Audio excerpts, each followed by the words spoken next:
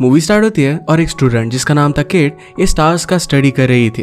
उसने इमेजेस से एक न्यू कॉमेट को नोटिस किया। इस बात से वो बहुत ही एक्साइटेड थी क्योंकि न्यू कॉमेट डिस्कवर करना एक बड़ी बात थी। इसके बारे में वो अपने प्रोफेसर रैंडल को बता दिया। रैंडल भी उसके लिए बहुत ही एक्साइटेड था।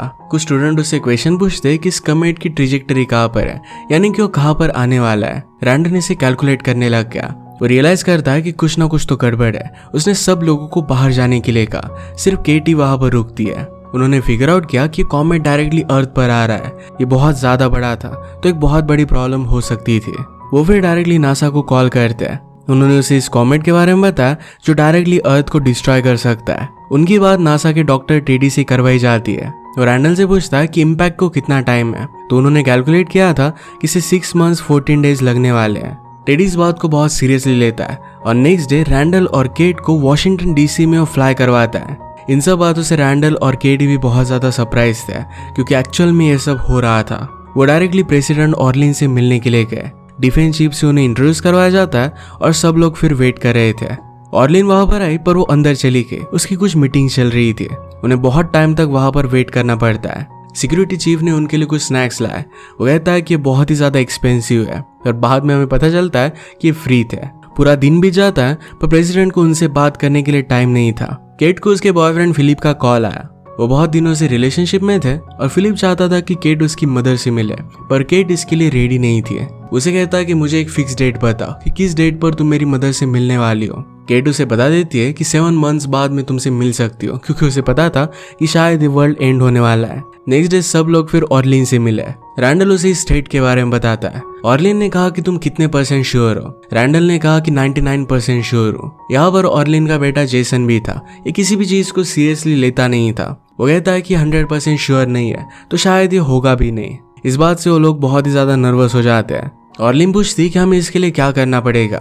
रैंडल कहता है कि हम कॉमेट पर न्यूक्लियर हमला कर सकते हैं, उससे वो डिस्ट्रॉय हो जाएगा। ऑर्लिन ने रियलाइज किया कि उसके इलेक्शंस आ रहे हैं। इसे आने में 3 वीक्स है। इसके बाद इस इशू को सॉल्व करेगी। अगर उससे पहले वो कुछ कर दिया तो शायद उसके वोट्स डाउन हो सकते हैं। केट इस बात पर बहुत ज्यादा गुस्सा हो गई क्योंकि वर्ल्ड एंड होने वाला था और ऑर्लिन को अब भी अपनी इलेक्शन की पड़ी थी। ऑर्लिन सीरियस नहीं है ये देखकर टेडी डिसाइड करता है कि प्रेस में वो न्यूज लीक कर देंगे। नेक्स्ट सीन में हम एक एंटरप्रेन्योर को देखते हैं जिसका नाम था पीटर। पीटर की एक स्मार्टफोन कंपनी थी और इनोवेशन में हमेशा इन्वेस्ट करते थे। उसका मानना था कि एल्गोरिदम इतने डेवलप्ड है कि आपके मूड इमोशन ये भी जान सकते हैं, किस तरीके से आपकी डेथ होने वाली है ये भी हम प्रिडिक्ट कर सकते हैं। नेक्स्ट सीन में सब लोग न्यूयॉर्क के एक बहुत बड़े न्यूज़पेपर के पास जाते हैं। वो ये न्यूज कवर करने वाले थे और उन्होंने रैंडल को सजेस्ट किया कि वो अपने लिए एक लॉयर देख ले। सिटी में केट उसके बॉयफ्रेंड से भी मिली। बॉयफ्रेंड को पता चला कि वो न्यूज में आने वाली है पर केट उसे कुछ भी बता नहीं रही थी। वो उसे तंग कर रहा था तो फाइनली रियलिटी उसने उसे बता दी। इस बात से उसे भी बहुत बड़ा शॉक लगता है। टीवी पर आने से पहले केट बहुत ही ज्यादा नर्वस थी तो रैंडल की ज़ैनेक्स वो ले लेती है। शो स्टार्ट हुआ पर उनकी न्यूज से पहले एक सेलिब्रिटी सिंगर की ब्रेकअप की न्यूज कवर की जाती है। शो में वो सिंगर अपना माइंड चेंज कर लेती है। जिस बॉयफ्रेंड ने उसे धोखा दिया था उसी के पास अब उसे वापस जाना था। हर एक सोशल साइट पर फिर उन्हीं के बारे में लोग बात करने लग गए। एक बहुत बड़ी न्यूज बन गई थी। इसके बाद रैंडल और केट को इनवाइट किया जाता है। रैंडल न्यूज पर बहुत ही अच्छा लग रहा था और सब लोग नोटिस करते हैं। रैंडल ने सारी सिचुएशन बताई पर टीवी शो इसे सीरियसली ले नहीं रहे थे।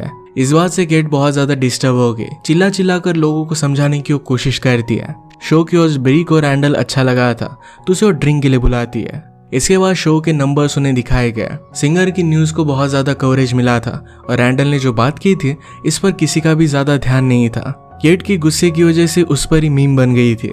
लोगों को रैंडल किस तरीके से दिखता है बहुत ही पसंद आया था। ये न्यूज ज्यादा फेमस नहीं तो अब उसे वो परस्यू नहीं कर सकते।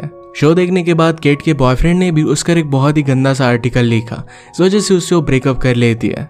इसके बाद रैंडल के फॉलोअर्स भी बढ़ने लग गए थे। एक दिन उनके पास अचानक से FBI आती है और तीनों को अरेस्ट कर ले जाया जाता है। वो सब लोग फिर से प्रेसिडेंट ऑर्लिन के पास आए। ऑर्लिन उनसे कहती कि हमने तुम्हारे डेटा को स्टडी किया और सचमुच में यह सब होने वाला है। एक्चुअल में ऑर्लिन का एक स्कैंडल बाहर आया था और इस वजह से इलेक्शन में वो हार सकती थी। अब अगर इस कॉमेट पर वो फोकस करेगी तो शायद उसके वोट्स बढ़ सकते हैं। इसी वजह से इस पर फोकस डालने के लिए अब वो रेडी थी। फाइनली उन्हें अटेंशन दे रहे थे तो ये बात उन्हें बहुत अच्छी लगती है। ऑर्लिन ने फिर इमरजेंसी ब्रॉडकास्ट किया और सब लोगों को उस कॉमेट के बारे में बता दिया। वो ये भी कहती है कि इस पर हम न्यूक डाल देंगे। इस मिशन पर एक मिलिट्री के ऑफिसर भी जाने वाले थे क्योंकि सिर्फ वो अच्छे लगते हैं और ये उनके पीआर के लिए अच्छा होगा। ऑर्लिन का ये सब काम करना सक्सेसफुल रहता है। रिजल्ट प्रेडिक्शन के अकॉर्डिंग वही अब फिर से प्रेसिडेंट बनने वाली थी।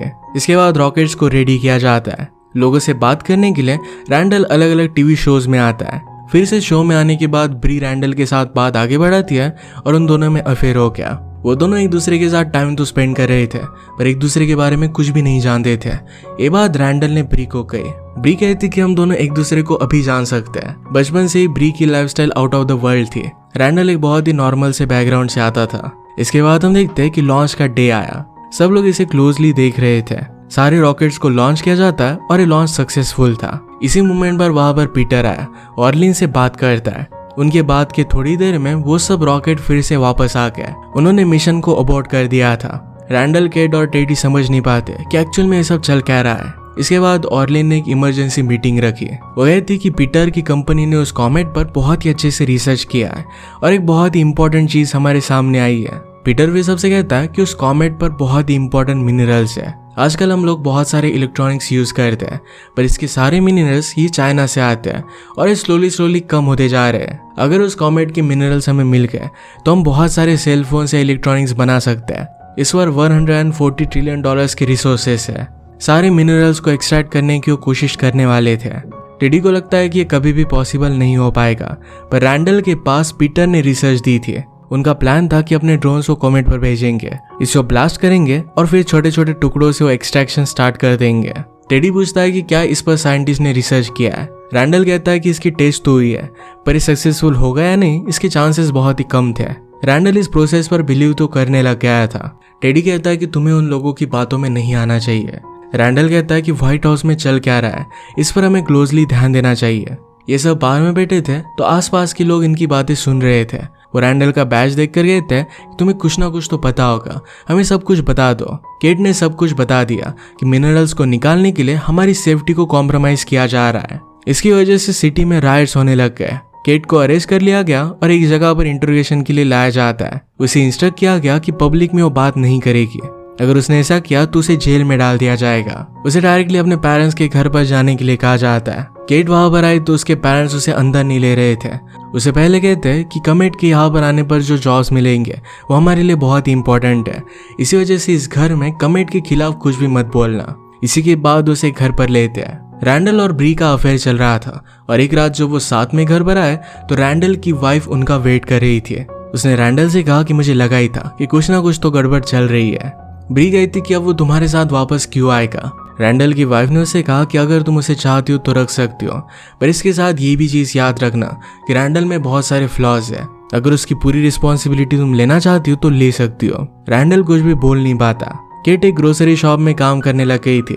कुछ स्केटबोर्डर्स उसे पहचान लेते हैं। उन्हें कूल लगती थी तो एक जगह पर हैंग आउट करने के लिए बुलाते हैं। पीटर ने अपने ड्रोन्स पर काम कर लिया था। ये सब कुछ रैंडल देख रहा था। रैंडल ने उसे पूछा कि क्या हमने इसे सही तरीके से टेस्ट किया है, क्या इस मिशन को आप सिर्फ एक बिजनेसमैन की तरह देख रहे हो। इस बात से पीटर को गुस्सा आता है। वो कहता है कि हमारी टेक्नोलॉजी इतनी इम्प्रूव्ड है कि तुम्हारी डेथ कैसी होगी ये भी मैं बता सकता हूँ। मैंने तुम्हारे बारे में रिसर्च किया था और तुम अकेले मरने वाले हो। तुम अपने आइडियाज का सिर्फ दिखावा करते हो, तुम्हें सिर्फ लाइफस्टाइल अच्छी लगती है। इन सब बातों की वजह से रैंडल बहुत ही ज्यादा डिस्टर्ब हो गया था। उसे फिर से इंटरव्यू के लिए बुलाया जाता है। इस इंटरव्यू में फिर से हंसी मजाक चल रहा था। इस बात पर वो गुस्सा हो गया और वो भी केट की तरह सब लोगों को सच सच बताने लग गया। इसके बाद उसे भी अरेस्ट कर लिया जाता है। ब्री उसे मिलने के लिए आई। रैंडल उसे कहता है कि तुमसे प्यार करता हूँ पर ब्री उसके साथ कोई भी रिलेशनशिप नहीं रखना चाहती थी। केट अपने न्यू फ्रेंड्स के साथ हैंग आउट कर रही थी, तभी उसे कॉमेट फिर दिखने लग जाता है। रैंडल ने भी ट्रैफिक में से उसे देखा और सब लोगों को बताने लग गया। केट ने भी रैंडल को कॉल किया। वो मिलते हैं और सब लोगों के सामने उसने लाइव स्ट्रीमिंग की और सब लोगों को बता दिया कि एक्चुअल थ्रेट है, सिर्फ जरा ऊपर देखो। अब इसके बाद सब लोग इसके बारे में बात करने लग जाते हैं। लोगों में फियर ना हो इस वजह से प्रेसिडेंट ऑर्लिन ने कैंपेन चलाया जिसमें वो बता रही थी कि ऊपर मत देखो, आप ऊपर देखोगे तो लोग आपको डरा कर नीचा दिखाने की कोशिश करेंगे। ये बहुत बड़े बड़े इवेंट्स होने लग गए थे। स्टार्टिंग में हमें जो सिंगर दिखाई गई थी वो भी अपने बॉयफ्रेंड के साथ थी और दोनों मिलकर कंसर्ट करते हैं। कॉमेट की न्यूज के बाद बाकी सारे नेशंस भी उसे न्यूक करना चाहते थे। इंडिया, चाइना और भी कंट्रीज ने मिलकर एक रॉकेट बनाया था। वो लॉन्च होते ही ब्लास्ट हो जाता है। ये न्यूज़ जब टेडी को पता चली तो उसे बहुत बुरा लगता है।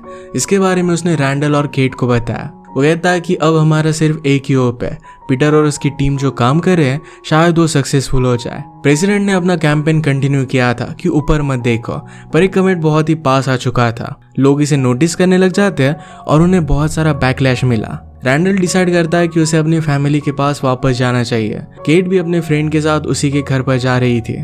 उसका फ्रेंड कार में उसे प्रपोज कर देता है। इसके बाद नेक्स्ट सीन में हम पीटर का मिशन देखते हैं। उन्होंने रॉकेट्स को लॉन्च कर दिया, सब लोगों ने प्रे किया और ये मिशन स्टार्ट होता है। पैरेलल में रैंडल अपने घर पर आया।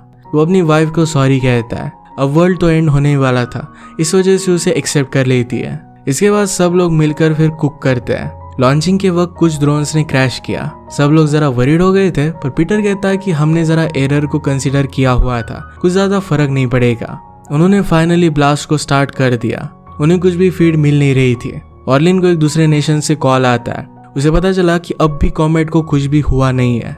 इसके बाद पीटर सबसे कहता है कि सब कुछ ठीक है, कोई भी प्रॉब्लम नहीं हुआ है। वॉशरूम के लिए वहां से बाहर निकला। उसके साथ ऑर्लिन भी बाहर निकलती है। ऑर्लिन के बेटे को समझ में नहीं आता कि वो लोग वहां से भाग रहे थे, तो वहीं पर रुकता है। अगर सचमुच में कॉमेट यहाँ पर आता है तो पीटर ने बैकअप प्लान भी बनवाया हुआ था। वो सब लोग एक रॉकेट से एक अलग प्लैनेट में जाने वाले थे। मार्ली रैंडल को कॉल करती है, कहती कि तुम बहुत ही टैलेंटेड हो, अगर तुम चाहो तो हमारे साथ आ सकते हो। रैंडल कहते कि तुम अपनी फैमिली के साथ एंजॉय करो। ऑर्लिन को तब याद आया कि अपने बेटे को भूल गई थी। उसे कॉल करता है तो उसे भी झूठ कहती है कि थोड़ी देर में वहां पर आने वाली है। रैंडल और उसकी फैमिली के साथ सब लोग डिनर एंजॉय करते हैं। अब लोगों को क्या करेंगे इसके कंसिक्वेंसेस से कुछ भी फर्क नहीं पड़ रहा था। फाइनली इस कॉमेट ने अर्थ को हिट किया और सब कुछ डिस्ट्रॉय हो गया था। पीटर और ऑर्लिन कुछ लोगों के साथ एक नए प्लैनेट पर जाते हैं। वहां पर पहुंचने से पहले वो सब लोग क्रायोजेनिक चेम्बर्स में थे। इसका मतलब है वो एज नहीं करेंगे। इन चेम्बर्स ने सही से काम नहीं किया था, तो 42% लोगों की डेथ हो गई थी। प्लैनेट पर पहुंचने के बाद इन सबको बहुत ही अच्छा लगता है। अर्थ से यहाँ पर ज्यादा ऑक्सीजन था। ऑर्लिन ने एक एनिमल को देखा और उसके पास गए, पर वो एनिमल उस पर ही अटैक करके उसे मार डालता है। पीटर के ऐप ने यह भी प्रिडिक्ट किया था। यहाँ पर ऐसे बहुत सारे एनिमल्स थे और सब लोगों की डेथ हो जाती है। फाइनली हम मूवी के पोस्ट क्रेडिट सीन में ऑर्लिन के बेटे जेसन को देखते हैं।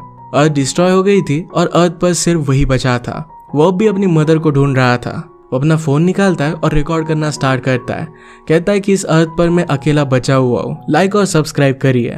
ये मूवी हमें वर्ल्ड की एक डार्क रियलिटी पता कर जाती है कि अगर हमारे सामने एक रियल ट्रबल हो, फिर भी हमारे डिफरेंस ऑफ ओपिनियन की वजह से हम उस पर एक्ट नहीं करते। ये जो कॉमेट अर्थ पर आ रहा था, ये एक्चुअल में ग्लोबल वार्मिंग को रिप्रेजेंट करता है। इसी थीम पर ये मूवी बनाई गई थी।